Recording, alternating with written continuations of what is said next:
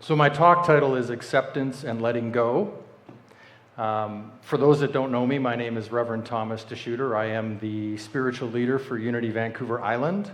I live in Nanaimo, but we have 3 locations, Comox, Nanaimo, and Victoria.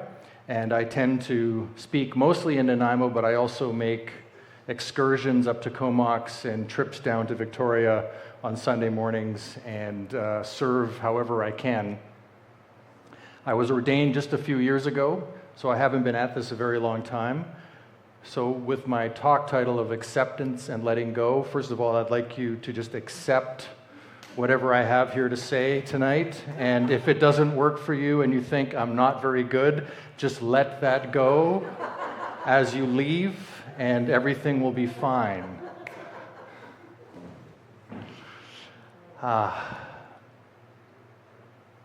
You know, when I think about the idea of accepting and letting go,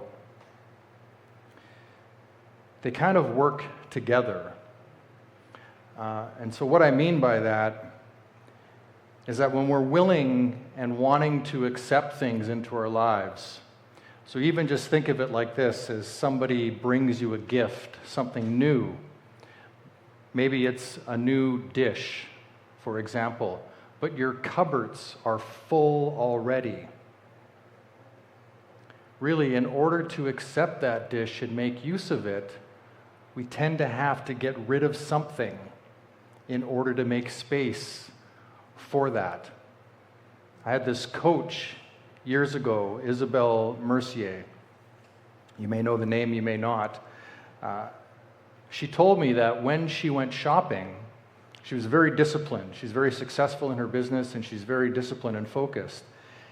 And her example was, if I came across a leather jacket, for example, that I loved, and she was, like myself, a motorcycle rider, so a leather jacket would be very useful. The first thing she asked herself was, what am I going to get rid of in order to make space for this new jacket? Right? In order to have the space for this, what needs to go? And maybe you're somebody like me who sometimes accumulates things. I don't know, anybody? Yeah, I have been known to accumulate. I used to have a lot of drums. I have fewer now, but there was a time where there were many. But the point of this is that even with my clothes, if your drawers are full and you bring something home, where is it going to go? And that we can think of as ourself internally. When we're doing this kind of work, when we're calling upon ourselves, and really that's what this is, isn't it? This idea of meditation and prayer and looking for spiritual, soul-filled experiences, we're really calling and asking for ourselves to live into something deeper than maybe we've known before. We're asking ourselves to step up for ourselves in a new way. And really, in order to do that, there's a shedding of things. In order to accept this new path that we might be on, there are things that need to go. And if we're unwilling to do that, if we're unwilling to do that work, well, then the conflict starts, right?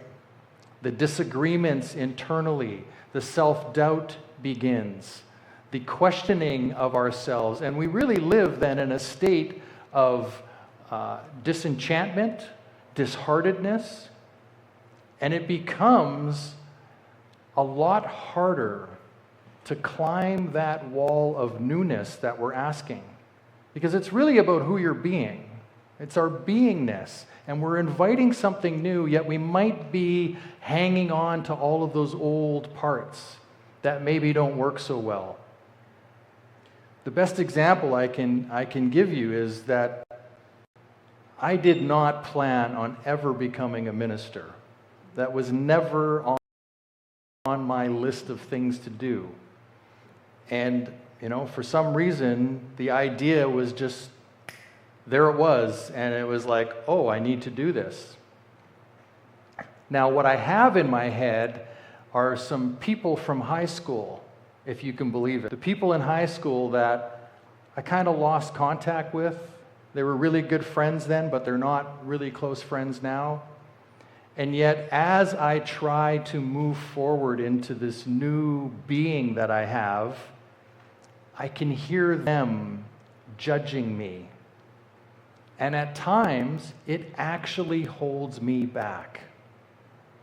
My fear of what they might think or what they might say is something I need to not only overcome, but accept that they may say those things. They may think those things. But probably, most likely, they're not thinking about me at all. Right? You know, we think that other people may be saying and thinking things, but they're just trying to figure out their own life. But that's not how it occurs to us, is it? It occurs to us as if it's a real thing, as if I have to do battle with this. But when we can, as I said earlier, pause, breathe, and soften, when we can notice those moments, and that's really critical, is the noticing. When am I upset? When am I being faced with something? When am I internally at dis-ease with the situation?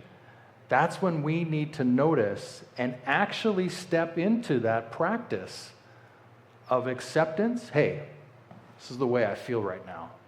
It is what it is. And what can I do about it? What can I lean into right now that would allow me to move through this so that I can get back to that powerful life that I have? It's kind of like, I think of that as like the North Star, right? I have this North Star for myself, and maybe you have it for yourself as well, of this is the person I would like to be, or this is the thing I would like to accomplish in my life. And we hold it up there, but man, is it a struggle sometimes getting there? So it's in those moments where that struggle is real that we need to take a pause, accept that this is how I feel. You know, not shame ourselves, not make ourselves wrong, but accept that this is the way I'm feeling right now. And then allow yourself to begin to soften into that, breathe into that moment, and maybe then you can take that next step forward. You can maybe then come up with what's required. Have you ever tried to solve a problem when you're all panicked and freaked out? How does it work? It doesn't work, right? It just doesn't work. We end up compounding the situation as opposed to actually coming up with a real idea or plan. And I kind of think of that, of those divine moments that we're asking for in our lives. They require us to be in a state of divinity in order to get them. They're not going to show up when we're just la, as opposed to being in that place of acceptance, of this is what's here right now for me. How can I move through this? What is there for me to know? What is there for me to do? What is there for me to see? And so it really comes down to us, doesn't it? For us to be mindful. Now, I'm not sure what Victoria Truth Center follows for teachings. I know I'm a Unity minister, so I fall back very much on the Fillmores, Charles and Myrtle Fillmore, and their teachings. And I also tend to fall back on Bible. I like Jesus. For anybody that knows me, I often refer to him as a cool dude. You know, I like the fact that he wore sandals. You know, does anybody remember the TV show Kung Fu? So you know that opening where David Carradine, there was like a close-up of his sandals moving through the sand, right? It was just like this, That's how Jesus is to me. I sort of see him as that guy, that he would be moving through the sand in this really cool way and would just manage whatever situation came upon him. Now, I don't know if I'm a Christian. I don't really care what any of that means. I just know that there's wisdom in those teachings, just as there's wisdom in Buddhist teachings, just as there's wisdom in Taoism. There's all sorts of wisdom to be found in this world that we can use to manage this experience. And sometimes, isn't this experience just... And sometimes we actually need to accept how amazing this experience is. Anybody have problems accepting the goodness? There's some people that do, right? Good faces them right in their face and they're like, yeah, well, that was just lucky today, right? You know, I don't really like speaking in terms of that or thinking like that, but I know there was a time in my life where I did, where that was a reality for me. And it's taken a lot of brain training, retraining this thing here in the subconscious to understand that, no, we don't need to go there. We can use language to empower ourselves to live this great life. So one of the powers that we have in Unity, so for those that don't know, Unity has 12 powers. And whether you're aware of them or not, whether you're actively choosing them or not, they are part of you. For example, faith is one of our 12 powers. You know you have the power to believe in something or not. Whether you're actively choosing it or not, that's available to you. Imagination is one of our powers. You know you have the ability to imagine something. Right? Strength. You know you have the strength to endure something. Will. You know you have the power of will, right? To enforce yourself upon something or to choose powerfully.